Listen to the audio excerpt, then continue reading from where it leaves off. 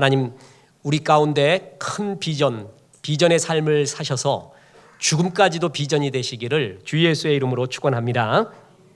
북유럽의 성자라고 일컬어지는 오할레스비 목사님이 있습니다. 우리가 경건서적 기도라는 유명한 책, 그분의 저서이죠. 이분이 설교할 때마다 어느 곳을 갈 때마다 이런 설교를 했다고 합니다.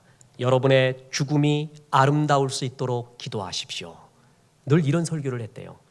그가 이런 설교를 하게 된 이유가 있습니다. 어느 아름다운 할머니의 간증을 들으면서부터 오할레스비는 기도라는 저서에 이 기록을 해놓으면서 자기도 이런 죽음을 기대하면서 많은 성도들에게 도전을 주고 있는 겁니다. 노르웨이에 사는 이 할머니는요, 참 신실한 성도였습니다. 근데 나이가 들어서 의탁할 곳이 없을 때 친지들한테 자기를 좀 부탁했습니다. 그러면서 나는 염려하지 마세요. 나는 죽음이 아름답기 위해 줄곧 기도해 왔어요. 하나님이 책임져 줄 거예요. 그러니 저를 받아주십시오. 이렇게 했는데 친지들이 너무 야속하게 받아주지는 않았습니다. 그런데 이 간증을 들은 어떤 크리스찬 부부가 할머니가 그렇게 기도하셨다면 정말 그렇게 하나님이 인도하시리라 믿습니다 하면서 받아들였어요. 그래서 같이 살게 되었습니다. 여생을. 그때 이 할머니가 그 젊은 크리스찬 부부에게 얼마나 덕이 되고 본이 되는 삶을 살았는지 모릅니다. 젊은 부부는 이 할머니 때문에 행복했습니다. 기도는 저렇게 하는구나. 신실한 삶이란 저런 것이구나. 본을 보여줬어요. 그러다가 어느 날 이 할머니가 아침 식사에 나오지 않는 겁니다. 할머니는 언제나 일어나셔서 기도의 시간을 갖고 아침 식사 시간에 나왔거든요. 근데 식탁에 나오질 않는 거예요. 그래서 젊은 부부가 가서 노크를 하고 들어가 보니까 할머니가 기도하시는 채로 돌아가셨습니다. 소천하신 거예요. 정말 그의 기도대로 된 거예요. 나는 짐이 되지 않을 것입니다. 내 죽음이 아름답기 위해 기도했습니다. 하나님이 내 기도 들어줄 겁니다. 그래서 그렇게 돌아가셨어요. 참 깨끗하고 멋진 죽음 아닙니까? 여러분, 이런 죽음이 얼마나 아름답습니까? 그런데요, 성경에는요, 이 사람의 죽음보다 더 아름다운 죽음, 최고의 죽음이 나옵니다. 그게 바로 요셉의 죽음입니다. 여러분, 시작도 중요하지만 끝은 더욱더 중요합니다. 죽음이 아름답기를 기도해야 됩니다. 젊은 시절부터 이걸 기도해야 되거든요.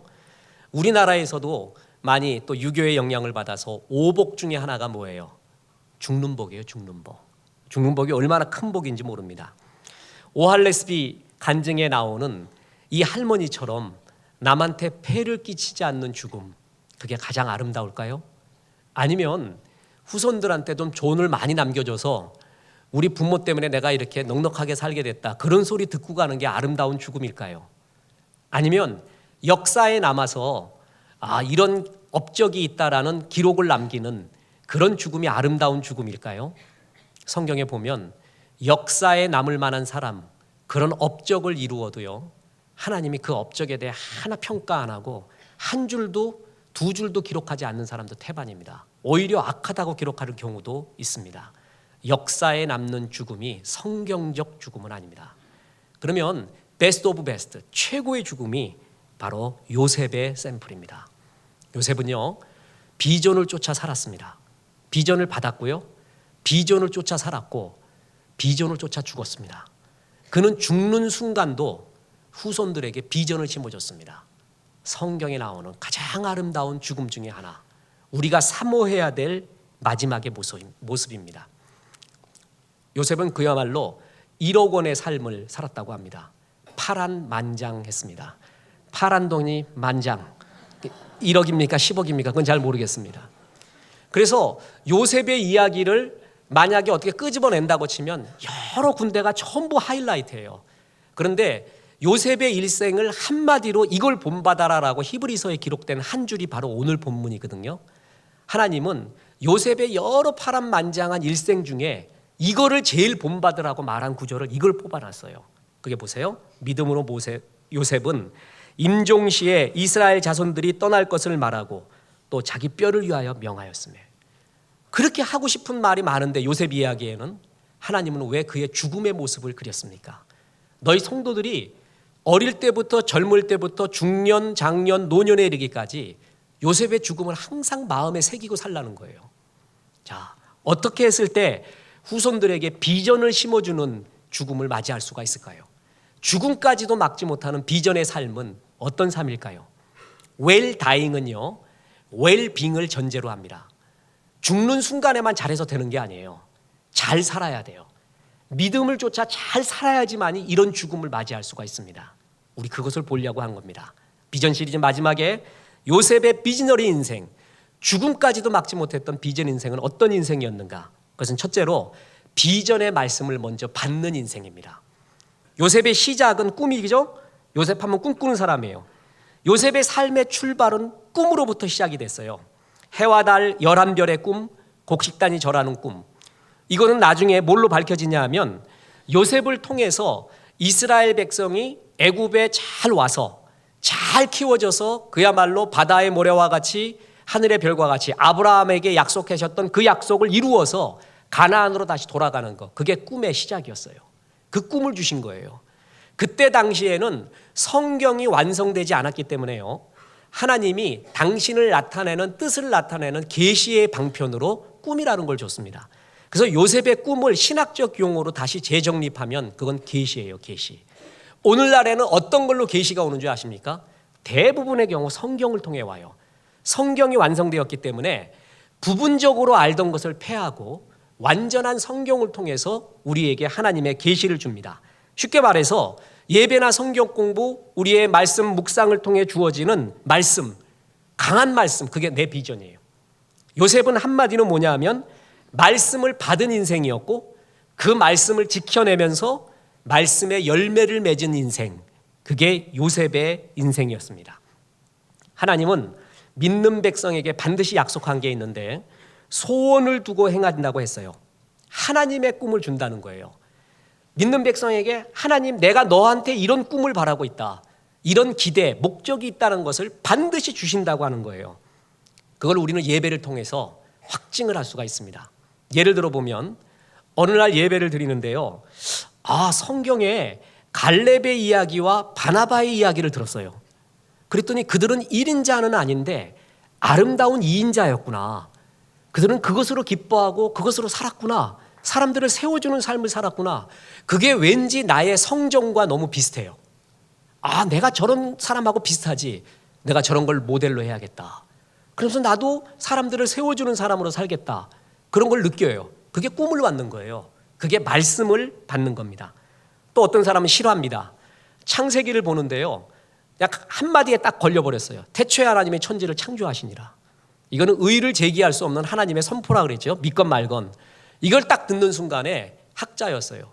아니, 왜 세상에 진화론이 이렇게 많은가? 말도 안 되는 우연론이 왜 이렇게 나오는가? 난 내 평생 하나님이 이 세상을 창조했다는데 학문을 걸겠다. 창조과학회가 됐어요, 회원이. 이게 바로 하나님이 예배 때 주는 말씀을 받는 거예요. 또 어떤 사람은 말입니다, 하나님이 이 땅을 잘 지켜 다스려라 하는 창세기에 문화명령을 받았어요. 그랬더니 그래, 나는 이 땅에 그리스도의 문화가 오게 하자. 그리스도의 문화에 비를 내리게 하자. 그게 나의 사명이에요. 그래서 내가 갖고 있는 노래 실력, 또 글 실력, 방송 실력, 또 출판 실력, 무슨 실력을 통해서라도 그리스도의 문화가 이 땅에 꽃피우게 하자. 그리스도인은 이렇게 산다. 이런 것들을 사명을 받아요. 그게 바로 꿈을 받는 거예요, 꿈을. 아니, 나는 일상 통해서, 이런 사업을 통해서, 이런 일을 통해서 그리스도를 증거하고 싶다라고 하나님께서 어느 누구에든 간에 사모하는 자에게 꿈을 줘요. 그래서 하나님은 그 꿈을 두고 나를 이끌어 가신다고 말하는 것입니다. 저의 경우는 뭔지 아십니까? 누가복음 24장 32절이었어요. 그들이 서로 말하되 길에서 우리에게 말씀하시고 우리에게 성경을 풀어주실 때 우리 속에서 마음이 뜨겁지 아니하더냐. 엠마오로 가는 제자들에게요, 예수님이 나타나서 그 낙심하고 좌절한 제자들에게 한 게 뭔지 아십니까? 그 사람들을 살려내요. 다시 생명을 보따라 주거든요. 하신 일이 뭐였어요? 성경을 풀어주는 일이었어요. 그랬더니 그때 뜨거워져요. 세상의 진짜 뜨거움, 성경이 풀어질 때의 뜨거움이에요. 감정의 뜨거움과는 비교할 수 없습니다. 감정은 되게 속기 쉬워요. 금방 이게 내 제대로 된 감정이었는가 의심도 들고 별 생각 다 들거든요. 근데 성경 말씀이 풀어질 때의 뜨거움은요, 견딜 수가 없습니다. 이걸 딱 잡았습니다. 주님, 내 평생 이거 갖고 달려가겠습니다. 주님, 내가 이때껏 쌓아온 하나님께서 주신 여러 지식과 지혜와 경험과 모든 걸 보니까 성경 풀라고 하는 거군요. 내가 성경을 깊게 풀고 쉽게 전하고 은혜스럽게 전할 수 있는 힘을 주십시오. 그게 평생의 말씀이 됐어요. 이랬던 하나님은 주의 백성에게요, 하나님의 씨를 줘요. 말씀을 줘요. 말씀. 그러니까 요셉의 시작은 꿈을 받는 것부터 시작했거든요. 말씀을 받는 거예요. 그래서 예배 시간에 반드시 받아야 될 세 가지 말씀이 있어요. 하나가 뭐냐면 죄사함의 십자가의 말씀이에요. 여기부터 시작돼요. 죄사함의 복음 말씀을 받아야 되고요. 두 번째, 내 평생을 이끌어갈 비전의 말씀 달라고 기도해야 돼요. 이거 하에서 모든 것이 이루어져요. 세 번째 뭐냐면 지금 내 형편, 지금 내 상황에서 주님의 뜻이 뭡니까 하는 하나님의 뜻을 구하는 말씀 달라고 기도해야 돼요. 이런 말씀을 계속 사모하면서 예배에 임할 때 역사가 일어나요. 내가 젊습니다. 내 젊음을 주님 앞에 드릴 수 있는 말씀이 뭡니까? 주님, 내가 이제 인생의 하프타임이 지났습니다. 지금 내가 어떤 말씀 붙잡고 달려가야 될까요? 내가 노년이에요, 주님? 나는 어떤 말씀 붙잡아야 됩니까? 이걸 사모해야 돼요. 사모. 주님, 내가 지금 형편이 이렇습니다. 중요한 결정에 앞두고 있습니다. 주님, 내가 어떻게 살아야겠습니까? 주의 말씀 주십시오. 이렇게 사모하는 자에게 주님은 말씀을 주시고 좋은 것으로 채워줍니다. 자, 요셉의 이 비즈너리 인생, 비전의 인생, 그것은 비전을 받는, 꿈을 받는, 말씀을 받는 것부터 시작합니다. 허송세월로 왔다 갔다 하지 말고 사모하는 마음으로 오늘 주님 말씀 주십시오 하는 그런 겸손한 신령과 진정의 마음으로 예배할 때 주님은 그 예배하는 자를 찾고 반드시 말해줍니다. 이건 주님의 약속입니다. 그래서 하나님의 비전의 인생의 시작, 아름다운 죽음의 시작, 말씀을 받는 것부터 시작합니다. 두 번째는 그 말씀 비전에 대한 공격을 이겨야 합니다. 말씀을 하나님은 씨의 형태로 주죠. 완성품으로 주는 게 아니에요. 씨로 줘요. 씨 항상. 씨를 키워가야 돼요. 주님의 햇볕과 주님의 물과 주님의 바람을 받으면서 키워가야지 처음부터 완성품으로 주는 게 아니에요. 하나님의 애기 태어나게 할 때 애부터 태어나게 하지 성인 27살짜리, 21살짜리가 나와봐요. 징그러워서 못 봐요. 대개가 속는 게 뭐냐면 뭐 받습니다, 뭘 주십시오 하고 하면서 완성품을 기대해요. 그게 아니에요. 주님은 항상 씨로 줘요. 씨. 그걸 내가 뭐 해야 돼요?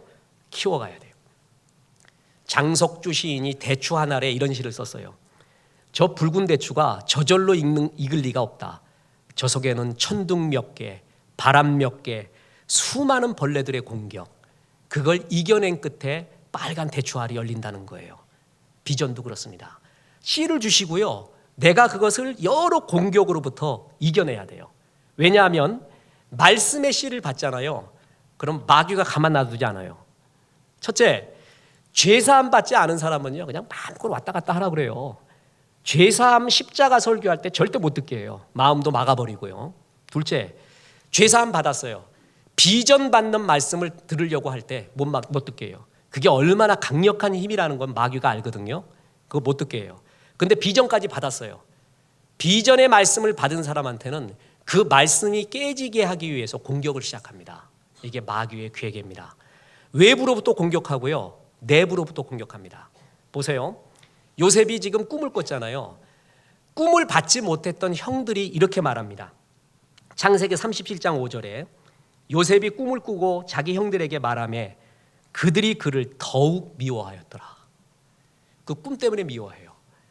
너만 꿈꾸니 나는 못 꿨는데 주님 나에게도 비전 주십시오 라고 겸손히 기도하지 않고요, 사람들은 꿈꾸는 자를, 비전 받은 자를 미워하기 시작해요. 시기하는 거예요. 이게 마귀가 충동질을 합니다. 꿈을 꾸지 않는 사람은 항상 무슨 수준인 줄 아세요? 이성과 합리성의 수준이에요. 주님의 꿈은 이성과 합리성을 무시하지 않습니다. 넘어섭니다. 여러분 예를 들어 보겠습니다. 가나안 정탐꾼 12명이 있었죠. 12명 중에서 이성적이고 합리적인 사람은 누구였어요?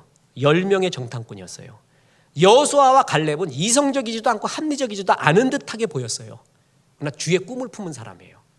교회가요, 주의 비전과 꿈이 없는 백성, 그 성령의 꿈이 없는 백성은 항상 이성적이고 합리적인 수준에 머물러요. 독일 교회가 돼가는 거예요. 성령이 떠난 교회. 이런 사람은 꿈 가진 자를 공격합니다. 그러면서 얼마나 악하게 미워하기도 하고 시기하기도 하는데 거기서만 그치면 돼요. 죽이려고 해요.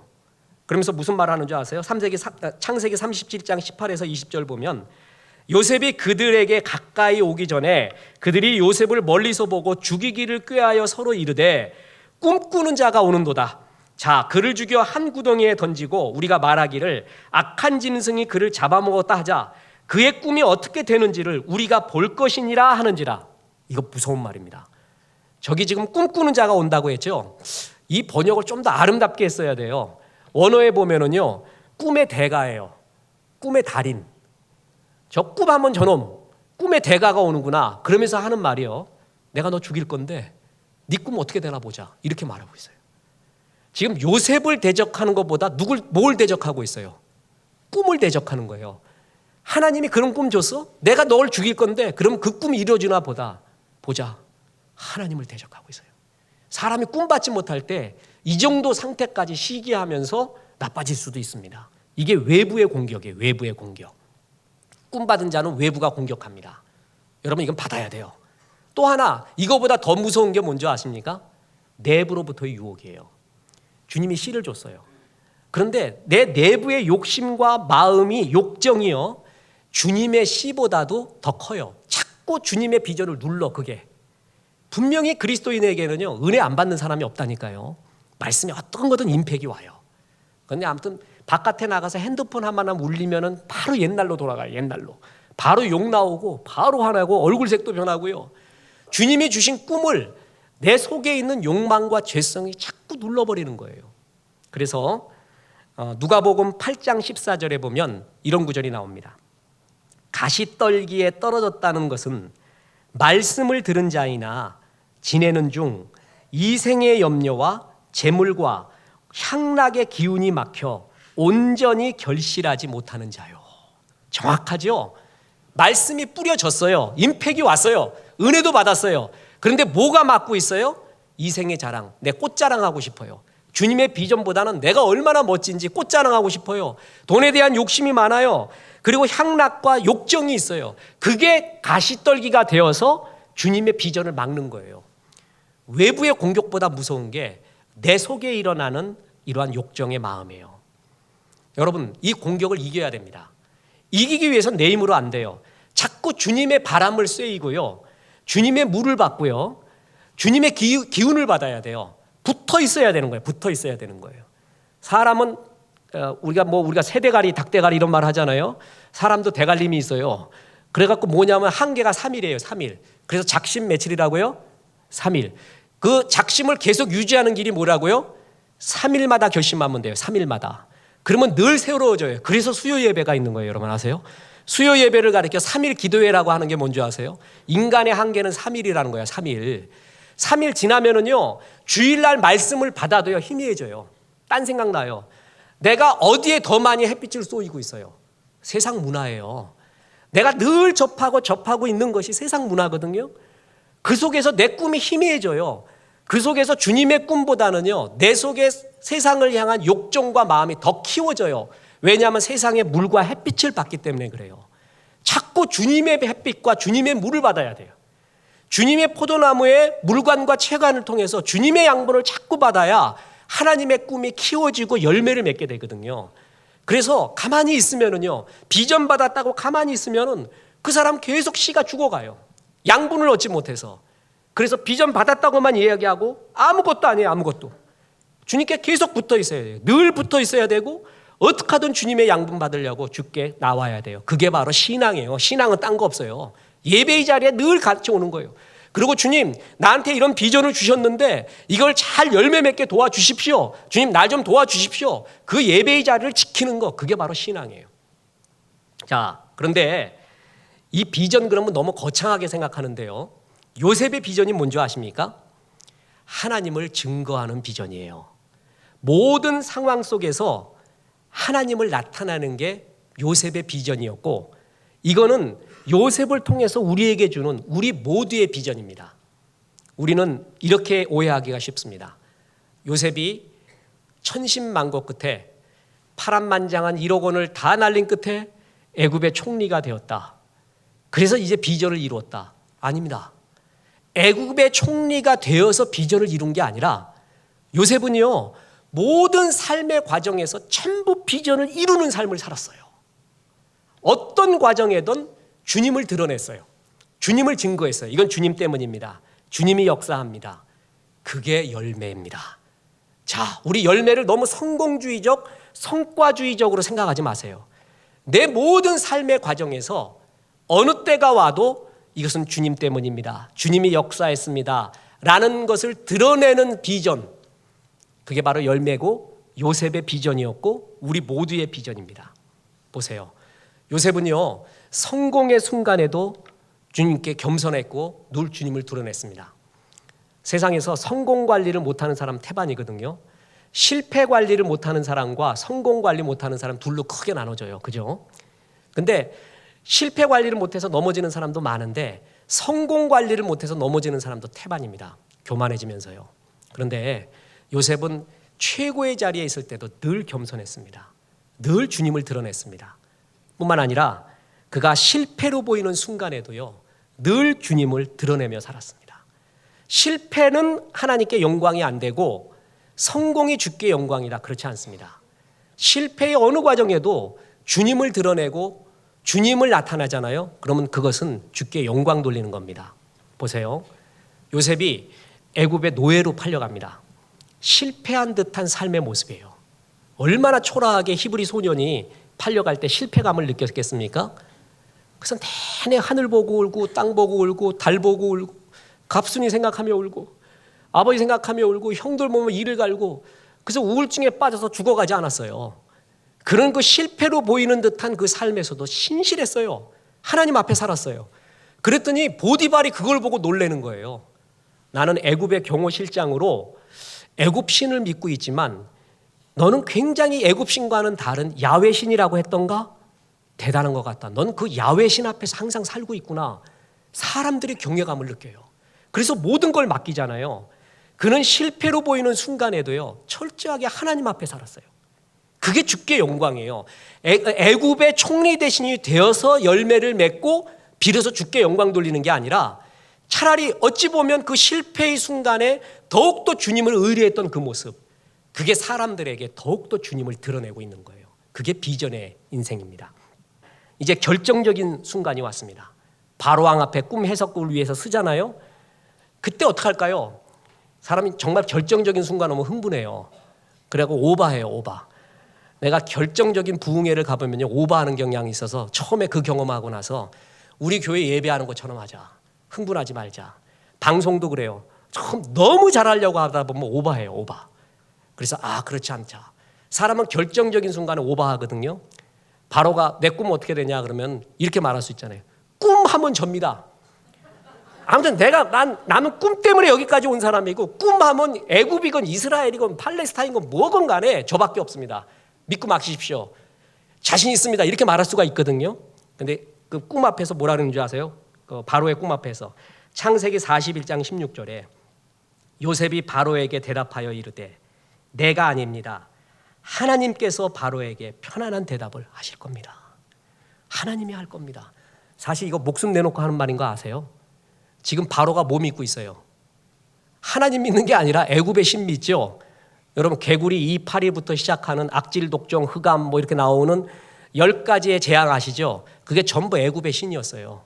뭐 개구리 하피신부터 시작을 해갖고요. 애굽은 10가지의 잡신을 믿고 있었어요.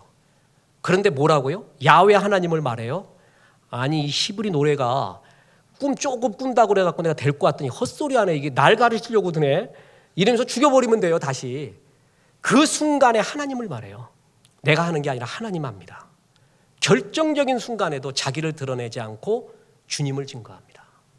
이게 바로 요셉이었어요. 특히나 복수의 순간이죠. 형들을 다시 만나지 않습니까? 그때 뭐라 그럽니까?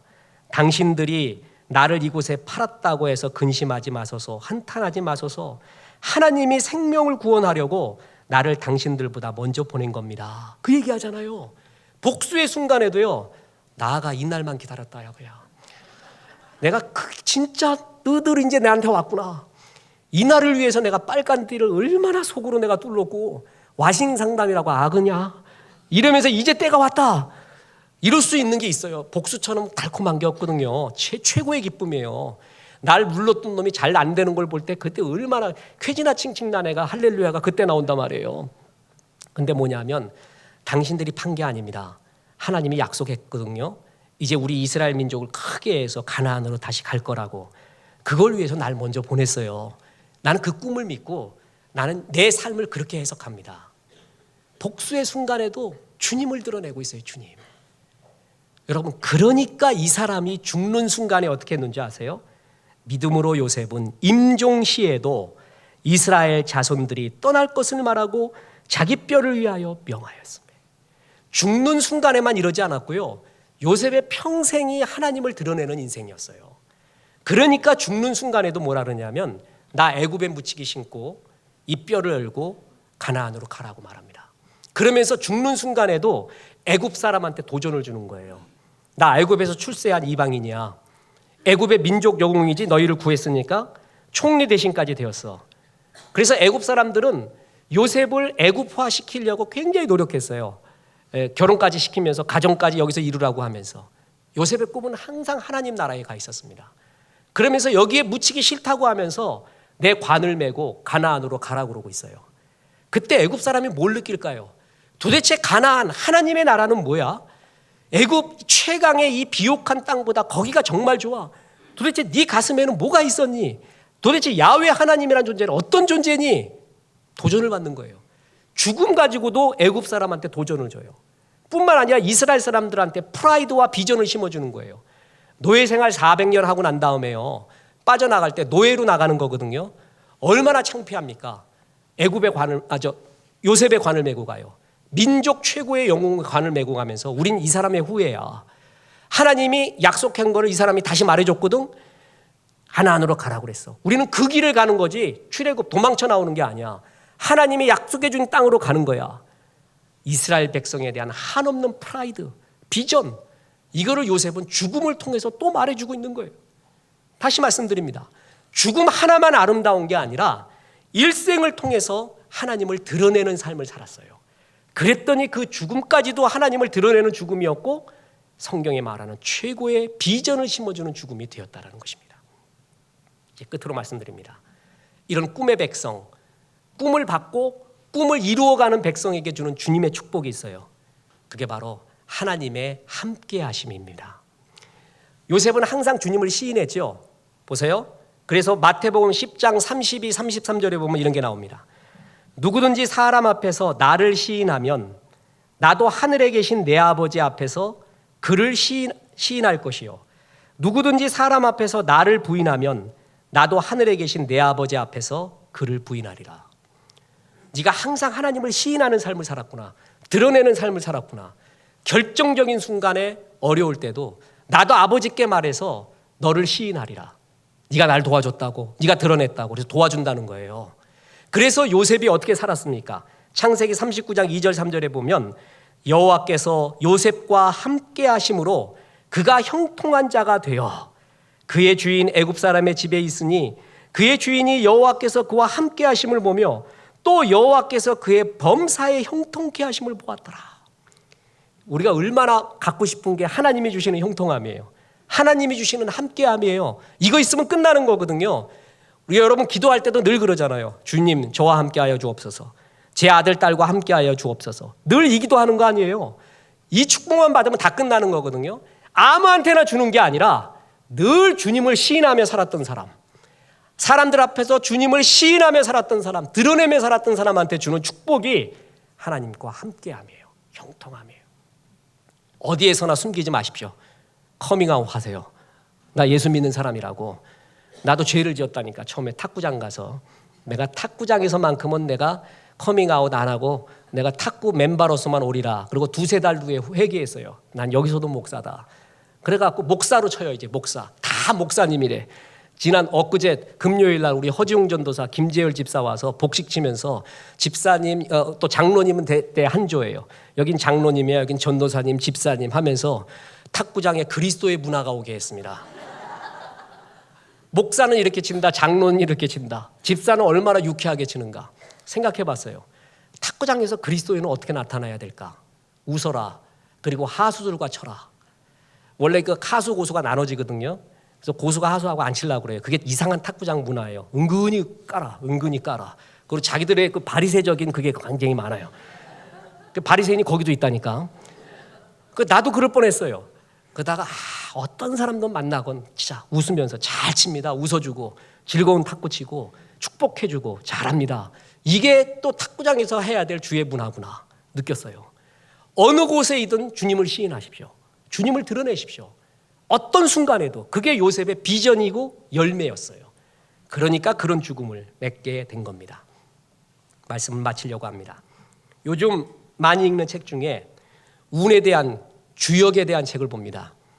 저는 목사가 이제 맛이 갔구나. 성경을 봐야지 무슨 주역을 보고 운에 대한 책을 보는가. 거기 보면 나카노 노부코의 뛰는 놈 나는 놈 위에 운 좋은 놈이 있다.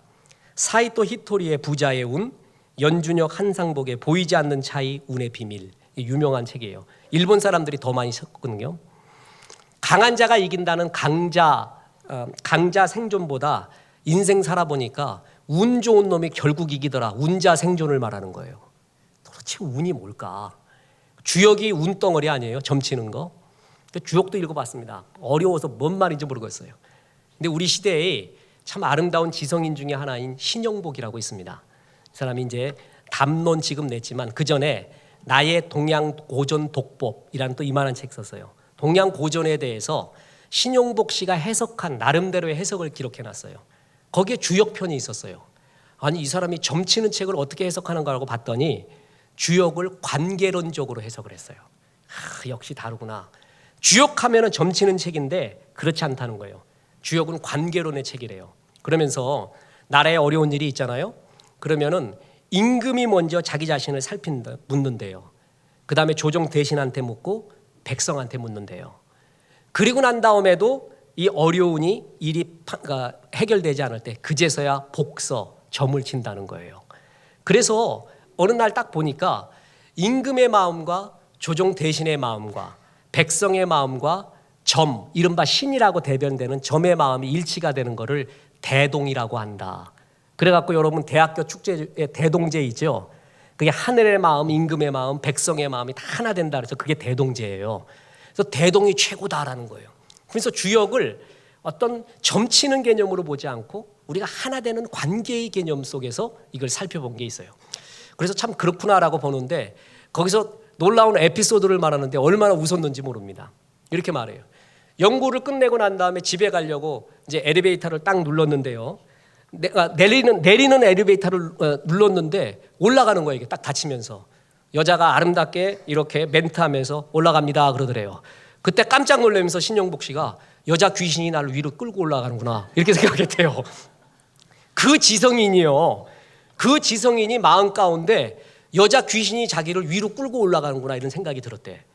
가만히 생각해 보니까 자기가 내려간 버튼을 안 누르고 올라가는 버튼을 누른 거거든요. 근데 그때 순간이나마 여자 귀신 생각을 했다는 거예요. 그걸 갖고 묵상하면서 이런 말을 합니다.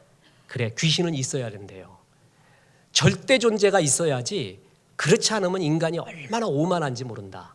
또 두 번째, 인생 살아보니까 내 힘으로만 사는 게 아니더라는 거예요.